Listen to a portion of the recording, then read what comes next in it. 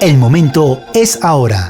Onda Ambiental. Onda Ambiental. Un espacio que piensa en la responsabilidad social ambiental. Miércoles 2 de la tarde por Universitaria Estéreo 88.2. Una realización del Instituto de Investigaciones Ambientales de la Universidad Tecnológica de Pereira. Onda Ambiental. Buenas tardes, bienvenidos a esta nueva emisión de Onda Ambiental. Les habla Felipe Gómez, estudiante de Tecnología Eléctrica e integrante del proyecto Gestión Ambiental Universitaria. Y Estefania Aguirre, estudiante de Licenciatura en Comunicación e integrante del proyecto Gestión Ambiental Universitaria. El día de hoy vamos a hablar de un tema de interés para todos y es de cultura general y es acerca de los RESPEL o residuos peligrosos. Es un tema de interés que va más allá de velar por el cumplimiento de la normatividad ambiental vigente por parte de los generadores, también de algunas obligaciones en el ejercicio de control y seguimiento. Hay que tener en cuenta que la disminución de los residuos solo es posible si trabajamos de manera conjunta entre todos, es decir, la industria, las autoridades, sector académico, entre otros. En el numeral 10 del artículo 5 de la Ley 99 de 1993, al Ministerio de Ambiente, Vivienda y Desarrollo Territorial le corresponde determinar las normas mínimas y las regulaciones de carácter general sobre el medio ambiente a las que deberán sujetarse en general todo servicio o actividad que pueda generar directa o indirectamente daños ambientales. Según el decreto de la Ley 4741 del 2005, se podrá imponer a quienes lo producen la obligación de recolectarlos, tratarlos o disponer de ellos, señalándole los medios para cada caso. Algunos de los residuos peligrosos, como lo son las bombillas, computadores, pilas, baterías, llantas y medicamentos vencidos, son botados con la basura doméstica y van a parar a rellenos sanitarios o sitios de disposición final, los cuales no tienen la capacidad de controlarlos adecuadamente. Reciclar o darles un nuevo uso a cada clase de residuos peligrosos es algo muy complejo, pues cada uno tiene componentes diferentes. No es lo mismo decir bombillas con ahorro de energía a decir bombillas incandescentes, pues su proceso de reciclaje, por decirlo así, es diferente, pero lo que sí tienen en común todos estos residuos mencionados es que son peligrosos. Bueno, en nuestro Vox Pop le preguntamos a la comunidad universitaria para ellos qué es un residuo peligroso y además qué residuos peligrosos conocen. Escuchemos qué nos dijo la comunidad universitaria. Un residuo peligroso puede ser como la contaminación de baterías, el desperdicio de materiales radioactivos y entre otros que no me acuerdo en el momento. Bueno, pero ya hablando como de productos como tal, ¿cuáles podrían ser productos que normalmente consumimos, que normalmente utilizamos, que podrían ser residuos peligrosos? Pues las baterías y ya los gases emitidos de vehículo y todo eso, y los bombillos y todas las cosas. Un residuo peligroso es algo que se debe manejar con mucho cuidado, porque no sé, alguno de sus componentes podría afectar, no sé, el medio ambiente y una persona, no sé. ¿Como cuáles residuos peligrosos conoces? ¿Cuáles pueden ser residuos peligrosos? No sé, los componentes químicos, desechos hospitalarios, cosas así por el estilo. Un residuo peligroso es toda aquella cosa que sale, que es desecho y que puede afectar de alguna forma la salud humana o el medio ambiente. Andrés. Pues yo también pensaba algo que pudiera afectar a una persona, como por ejemplo, y no solo a las personas, sino también a la tierra, porque también hay muchas materias, como por ejemplo las bolsas, todo eso que se demora más de 200 años en descomponerse y le hace mucho daño a la tierra. Bueno, ¿y como cuáles podrían ser esos productos peligrosos o residuos peligrosos, Javier? Pues yo creo que todo residuo sin ser tratado debidamente puede ser peligroso. Un simple chicle puede hacer que un pájaro muera enredado en el chicle. Pero a nivel de la humanidad, para los humanos, los residuos más peligrosos son los atómicos, que en serio causan muchas enfermedades a largo y a corto plazo. Andrés. Bueno, vamos a ver desechos químicos que muchas veces no los destruyen en las fábricas, sino que los desechan, como así mismo se llaman. Eso puede dañar mucho el ecosistema donde es desechado.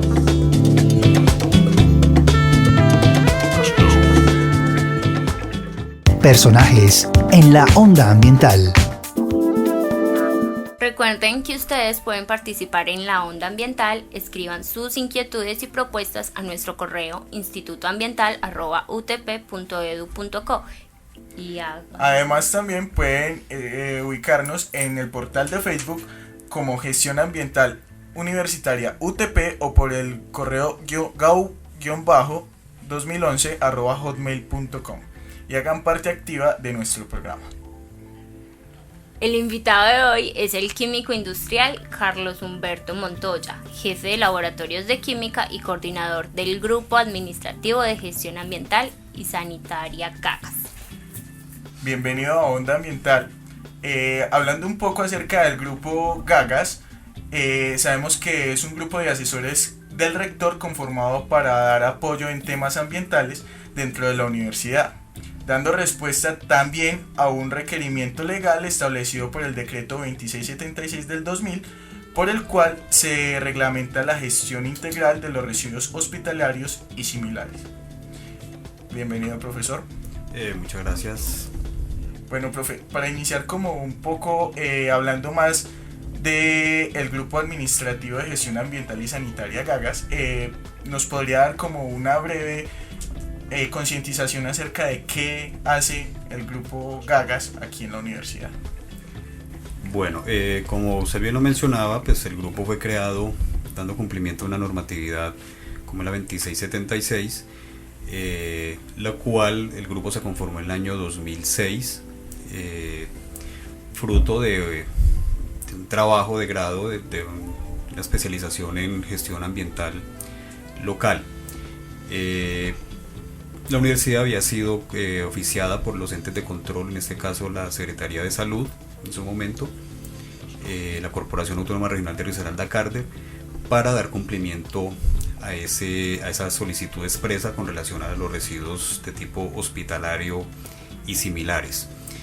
El grupo fue conformado, como les decía inicialmente, dando mediante una serie de reuniones que se realizaron en la sala del Consejo Superior, buscando los actores principales o representantes de las diferentes dependencias donde se tenía establecido, se había llegado a establecer que podíamos ser generadores de residuos hospitalarios y similares. Obviamente, cuando hablamos de hospitalario y similares, es una palabra bastante amplia, donde de pronto genera algo de confusión y discriminación, porque pues somos una universidad, no una entidad hospitalaria. Pero el tema de similar tiene un componente muy amplio, con un alcance muy grande, que de pronto es lo que genera lo que les mencionaba la confusión. Dentro de similares se incluían productos reactivos después de ser utilizados en las prácticas de laboratorio, aceites usados, bombillas, repuestos citotóxicos, una serie de elementos que desafortunadamente no teníamos en ese momento el conocimiento para determinar que en los diferentes sitios donde se generaban eran clasificados como residuos peligrosos. O RESPEL. Profe, y acá en la universidad, como ya lo mencionó, ¿cuáles son los residuos peligrosos que más abundan, que más se producen acá? Bueno, en términos generales son varios los residuos que se generan. De pronto la forma en que se quiere trabajar al interior de la universidad es de una forma diferente. Cuando hablamos ahorita de la conformación, se quiso dar después una modificación. En el año 2009 el grupo administrativo fue modificado, fueron cambiadas algunas funciones, algunas actividades, y siempre hemos buscado generar un desarrollo y un conocimiento como institución educativa. Al fin y al cabo somos en la universidad y debemos de generar el ejemplo hacia la comunidad, hacia el medio. De los residuos principales, pues siempre ha existido la discriminación, lo repito, hacia que los generadores serían los laboratorios de química, pero pues realmente encontramos que no solamente son los laboratorios de química, podemos estar hablando de los aceites que se pueden surgir en mecánica, de los tóner de tinta o ya utilizados, los marcadores, las bombillas, los restos de los envases de plaguicidas que se utilizan en el vivero, y así una serie de elementos que de pronto por desconocimiento los clasificamos como residuos peligrosos. Y el grupo Gaga de pronto ha hecho alguna clase de foro, porque pues es más que todo para informarles a la universidad, porque a la comunidad universitaria como tal, porque el tema sí saben qué es, pero nunca han sabido si la universidad da una capacitación o un foro, por decirlo así, acerca de los RESPEL. No, como foro no hemos desarrollado, de pronto las acciones han estado más en actuar, en hacer. En el año 2010 se terminó un primer trabajo enfocado a determinar y elaborar el plan de gestión de residuos peligrosos de la Universidad Tecnológica de Pereira, donde ese plan pues involucraba el establecer los generadores de estos RESPEL, que lo teníamos desconocido hasta ese momento. En días pasados se han realizado programas de radio, hemos tratado de hacer difusión, pero realmente ese es un punto débil el que tenemos, donde el grupo pues somos personas con muchísimas ocupaciones y nos ha faltado ese empuje, y pues aprovechamos que este medio nos da como las herramientas para motivar a que debemos de hacer una difusión mayor al interior de la universidad.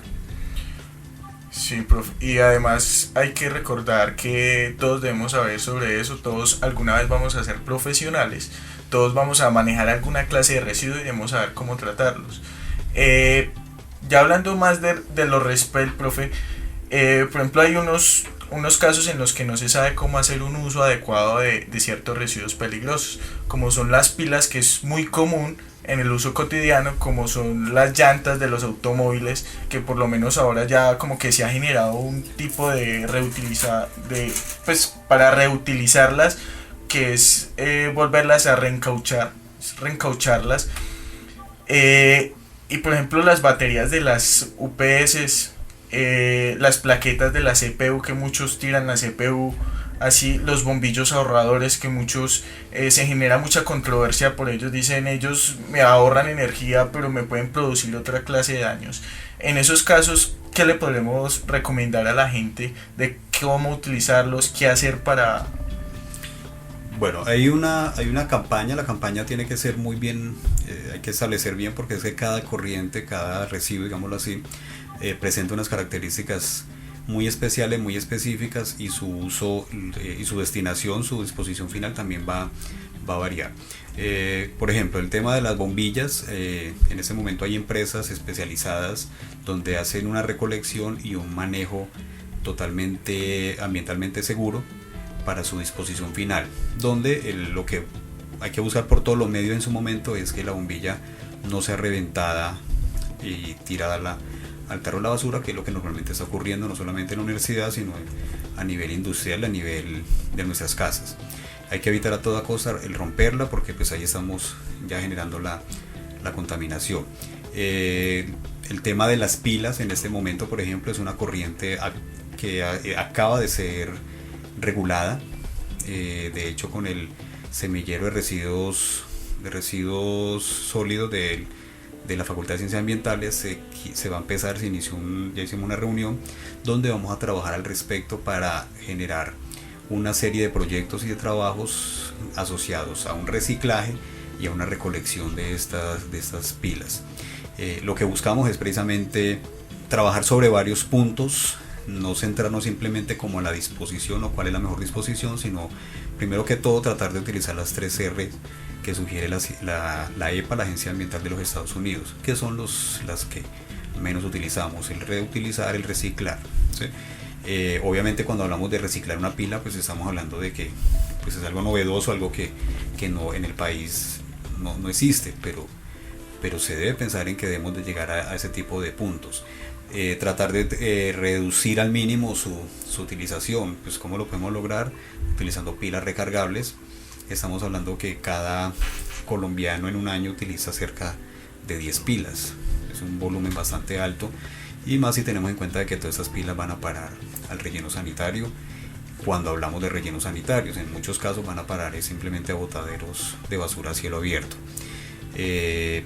Con las llantas se habla del reencauchado. Desafortunadamente no todas las empresas hacen recauchado o hacen recauchado en rines de mayor diámetro. No, los rines RIN 13 por ejemplo, RIN 14 son llantas que no son reencauchadas. Ya están fuera del alcance. Correcto. Igual mucha gente cuando habla del reciclaje de las pilas piensa que es un proceso peligroso y bastante puede ser tedioso, pero puede contribuir mucho al medio ambiente porque si le está dando el uso adecuado.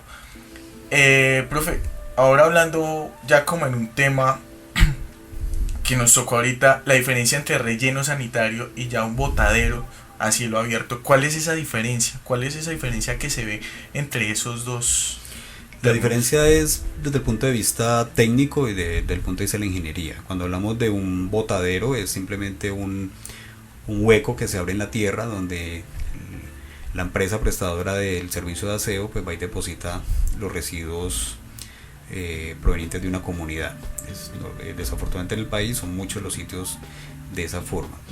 Para hablar de un relleno sanitario tenemos que hablar de una serie de condiciones técnicas donde toda característica, el sitio, la elección del sitio donde va a ser destinado el relleno sanitario, la infraestructura, cómo se construye la celda, cómo se hace la impermeabilización del suelo, porque estamos hablando de que vamos a depositar en un espacio confinado una cantidad de residuos que no tenemos muchas veces ni idea de que se está tirando allí.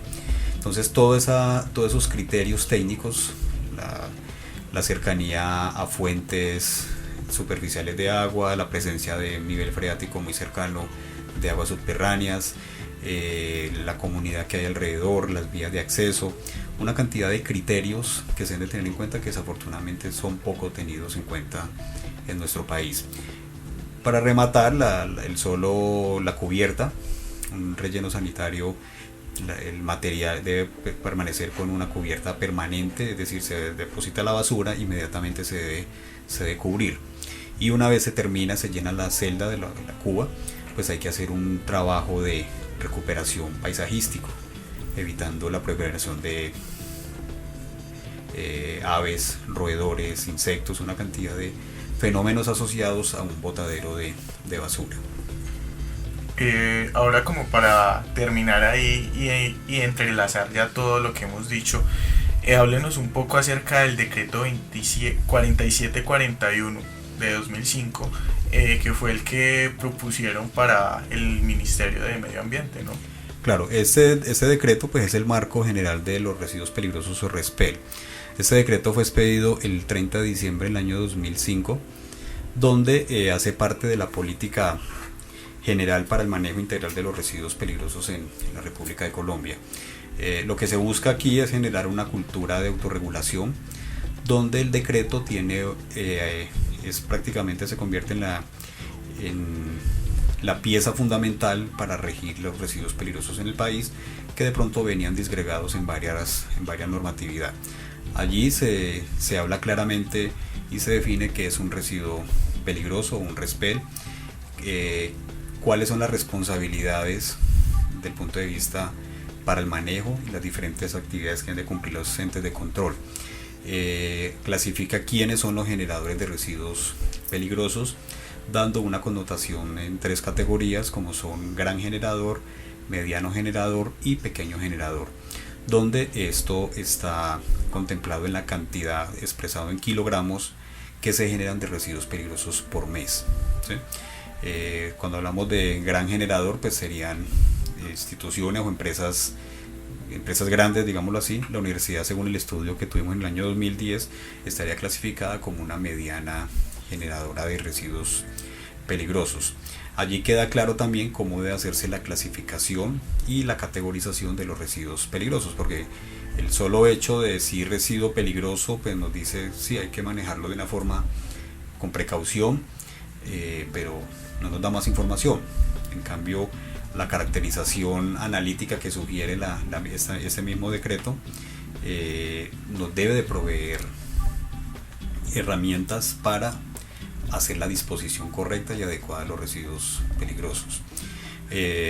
Con este decreto salieron después otros complementos.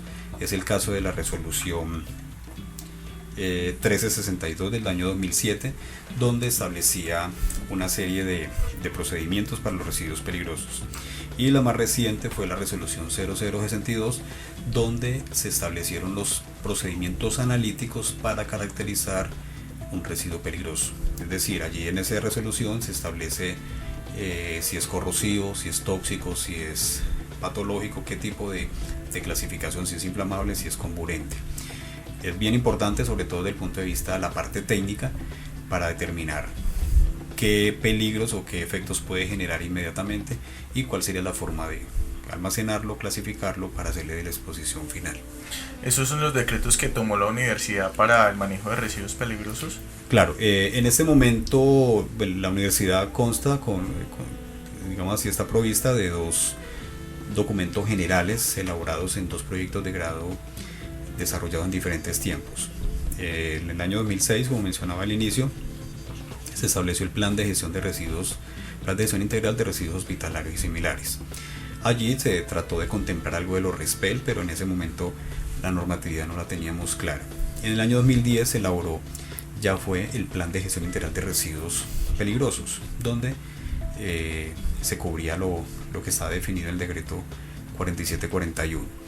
Y en este momento actualmente hay 2 estudiantes de la Escuela de Química, concretamente el programa de Química Industrial, que están generando su trabajo de grado es en la elaboración del plan de gestión integral de residuos hospitalarios y peligrosos de la universidad. Es decir, cuando revisamos la normatividad, el decreto 2676 y el decreto 4741 presentan una especie de solapamiento, es decir, no se establece, no hay una división muy clara entre qué es hospital, qué es peligroso, no es una relación directa muy específica.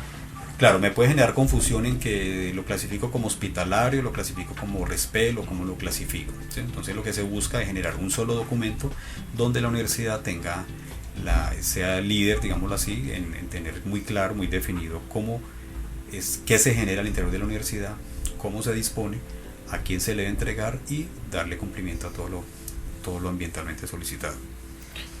Eso está muy bien, entonces todos debemos tener esa clase de cosas muy pendientes porque es cultura general. Lo recalco mucho, todos los temas que tratamos en Onda Ambiental son de cultura general, los debemos saber, todos los debemos que tener en cuenta, y además la comunidad universitaria debe tener en cuenta de que la universidad está haciendo algo para el manejo de esos residuos peligrosos. Nosotros nos podemos instruir porque incluso el grupo Gagas está en el portal de la UTP, y ahí podemos saber más sobre ello y cómo se maneja, cuáles son los decretos que tomaron, mediante qué decreto, por ejemplo el decreto 2676 del 2000, que es el reglamento de la gestión integral de residuos hospitalarios y similares, que lo promovió la universidad en conjunto con el grupo Gagas. Correcto.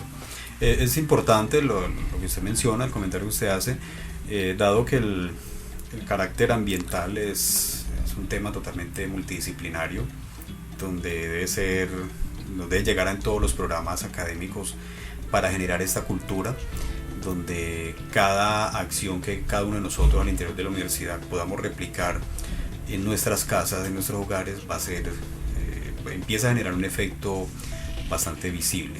Si aquí al interior de la universidad empezamos a capacitar, a educar, a generar esa conciencia del reciclaje, del tratar de utilizar la menor cantidad de residuos, de productos que no generen residuos, creo que estaríamos haciendo una gran labor no solo por la ciudad, sino por el planeta, el reciclar el papel inicialmente, cartón, vidrio, elementos. Y ahora, pues si aparte de eso podemos darle pautas sobre los RESPEL, muchas veces en nuestras casas tenemos culturas y acciones que atentan contra el ambiente haciéndolo de una manera de pronto inocente o por desconocimiento. El manejo de un residuo de un veneno para cucarachas o de un insecticida que tengamos en nuestra casa, si lo vamos a depositar en el tarro de la basura, pues ese producto va a ir a parar a un relleno sanitario. Las pilas, si las vamos a tirar en el tarro de la basura. Ese tipo de elementos los tenemos que ir culturizando, y la universidad se convierte como en esa oportunidad, en ese espacio bastante importante. Estamos hablando de una población de 16.000 estudiantes, donde cada uno puede ir a replicar en cada una de nuestras casas. Pues estamos haciendo algo importante.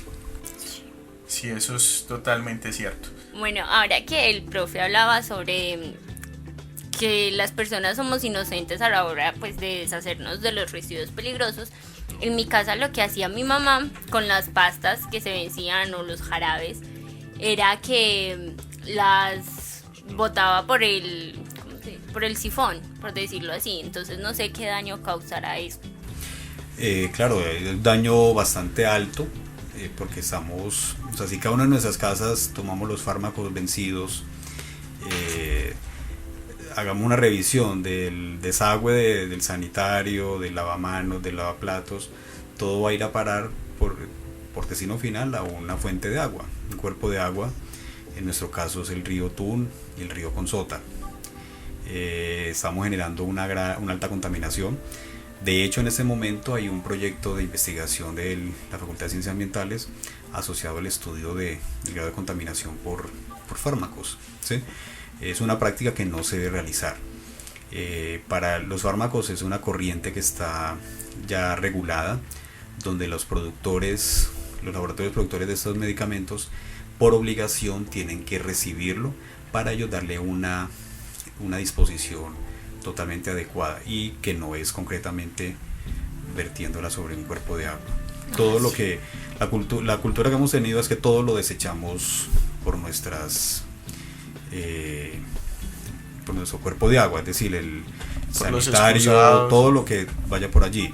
Hago un llamado porque realmente pues, a veces es difícil tocar el tema porque hiere susceptibilidades o es incómodo hablarlo, pero tenemos una mala cultura en la disposición de los inodoros. Normalmente tratamos de tirar todo por el inodoro, y esto genera graves problemas. Estamos hablando de que la depuración de las aguas es un proceso totalmente natural, donde entre mayor cantidad de residuos le adicionemos, pues más tiempo va a tardar en descomponerlos, y más aún cuando le adicionamos productos de difícil degradación, concretamente servilletas, papel higiénico, protectores sanitarios, y desafortunadamente lo encontramos en muchos puntos donde hay sistemas de tratamiento. Por ejemplo, el pozo séptico que hay en el edificio de Bellas Artes. Allá hay un sistema de tratamiento para tratar las aguas que salen de los baños de ese edificio. Cuando se hace la limpieza de estas recámaras y de estos sistemas, vemos que están pasando demasiado material sólido, donde eso tiene unos pegamentos, donde eso tiene un material impermeable que genera un taponamiento de los filtros, por lo tanto haciendo más lento el proceso de biodegradación. Y además es una práctica muy común, pues ahora que lo dice Stephanie, no, se me venció esta pasta al inodoro, o por el sifón. De hecho era porque pues mi mamá me decía que no se podían botar así porque los revendían o les cambiaban la fecha, entonces que por eso lo más seguro era botarlos por el sifón.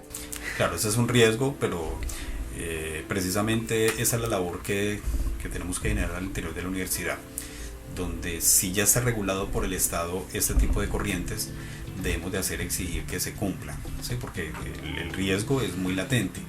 Yo voy y devuelvo primero que todo, ¿a quién le devuelvo estos medicamentos?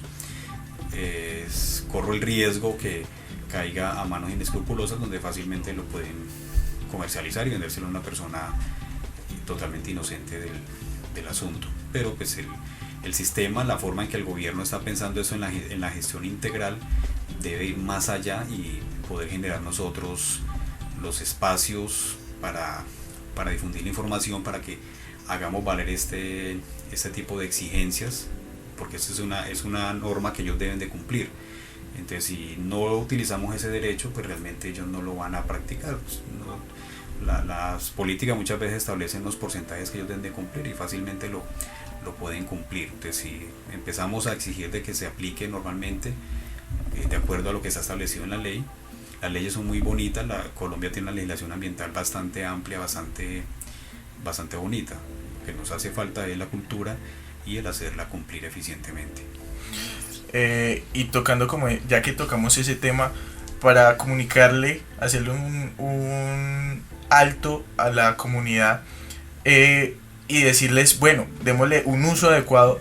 ¿En qué entidades acá en Pereira, dando un ejemplo, ¿cierto? Acá en Pereira, ¿dónde podríamos llevar esos medicamentos vencidos o que ya no necesitamos?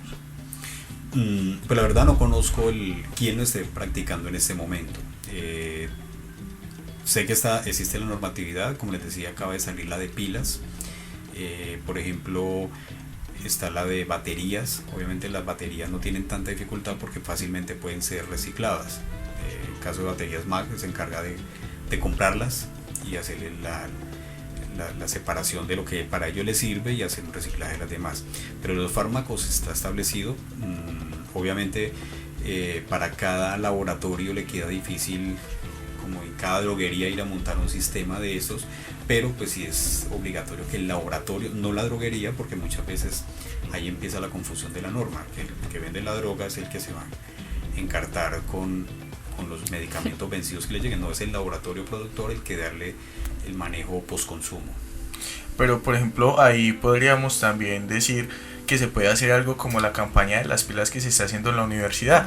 Que las droguerías tengan una clase de recipiente sellado donde se puedan depositar esa clase de fármacos y que después el laboratorio vaya y lo recoja. Correcto.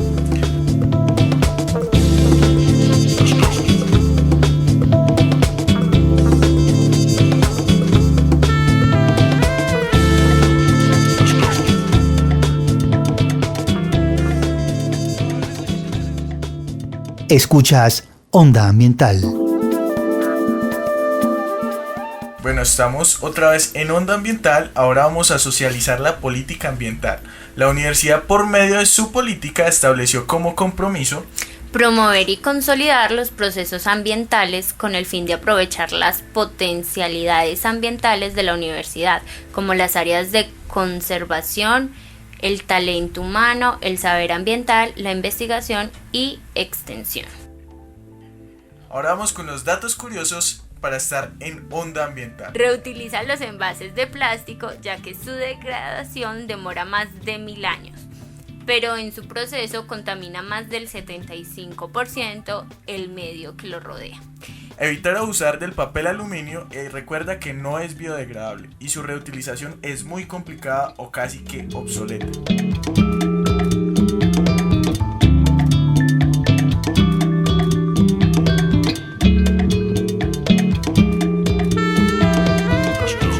Bueno, recuerden que ustedes pueden estar en Onda Ambiental, escriban